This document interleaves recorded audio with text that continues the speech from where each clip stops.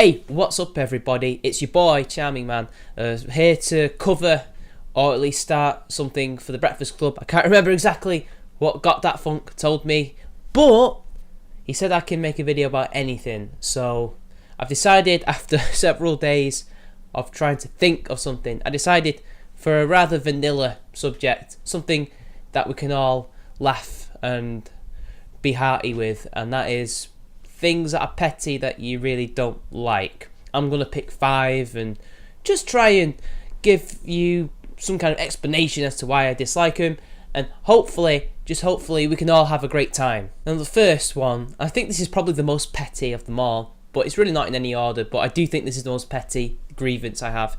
When you're at the traffic lights and you're at the pedestrian crossing and you see somebody press the button, even though it's already been pressed, they can see the button as lightened up and all that, they still press it. Why? They know it's going to turn green, and yet they still do it. Is it habit? Are they stupid?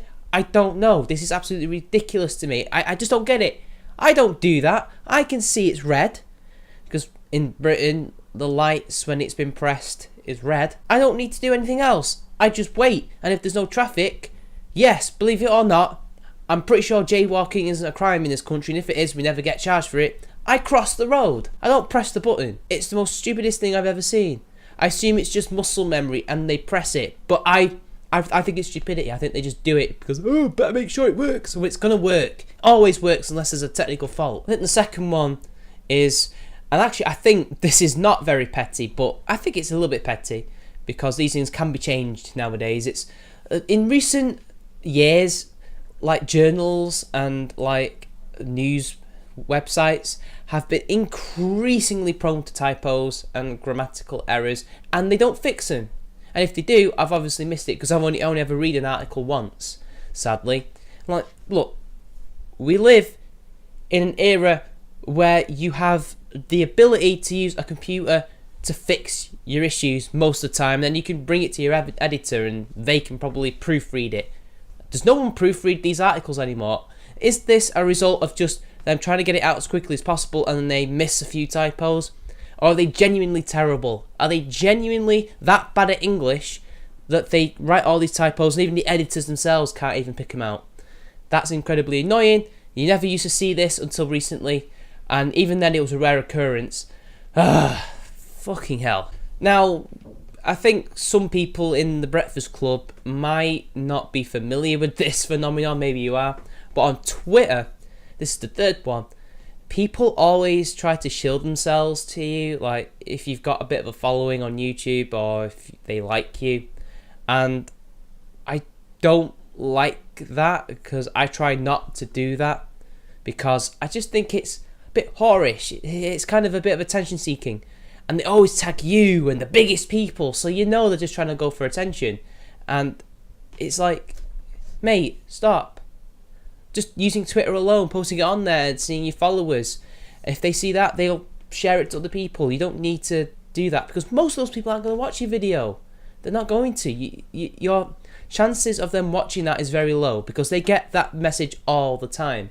And I just wish people would stop doing that. But you're not. They're not. Attention whores are everywhere. People are desperate to get views. And who knows, maybe they're doing it because they genuinely think we're going to watch it and they just want to share it, which is fair enough. But my first thought is, oh, brilliant. Linked to a video, not watching. And this is another petty one, but I think this is a hygiene thing and it's very important. People, if you're smoking and you're in a public place like a pub, don't put your litter in the ashtray, please. You wouldn't do that if you're at your friend's house or your mum's house or your grand's house. Don't do that. That's unhygienic. How would you like it if someone did that to you? Just saying. And finally, number 5. And I think this is just something that's probably a supply and demand thing. And that is, you can never seem to find, if you're like really skinny, your own like trouser size. It's really annoying. I'm a 28-32 and I can hardly ever find any, especially in like second-hand shops. Like there's people just big. People are fat apparently, or just, I don't know, chunky. Well, I don't know. I feel like I'm being misrepresented here. I don't have my size being represented in all the shops. I can only get them in specific ones, and I just I find it an outrage. Anyway, that's the end of the video. I can't really think of anything else. I think 5 is a good number. List videos, god damn it, don't you love them? Anyway, thanks to Got That Funk for allowing me to host today's video, and over to whoever it is after me. So I'll see you later.